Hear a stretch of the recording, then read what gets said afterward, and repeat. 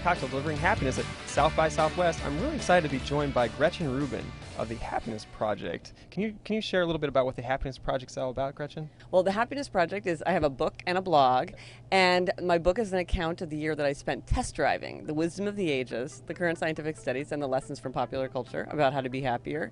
And on my blog, I write about my daily adventures in pursuit of happiness. Every day I'm inspired really by my subject. I write about happiness, and the thing about happiness is it's endlessly fascinating. I can write about relationships, write about exercise, clutter, spirituality, time management, everything. So the minute I get tired of one subject, I can turn to the next, and every day it's fascinating. Winston Churchill.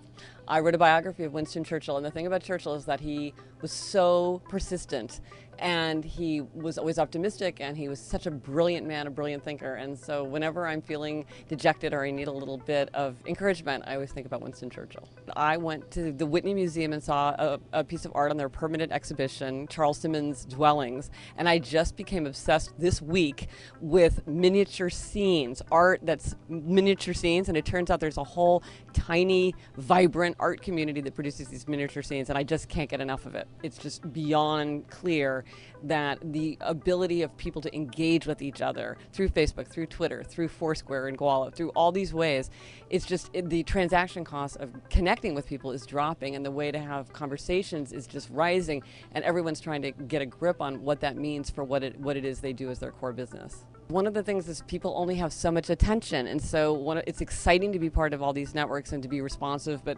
one of the things I found is that if you make being too accessible can make it hard to connect with people. One of the things that makes people unhappy is a feeling that they're hunted or that they can't turn their cell phone off because they're going to miss something.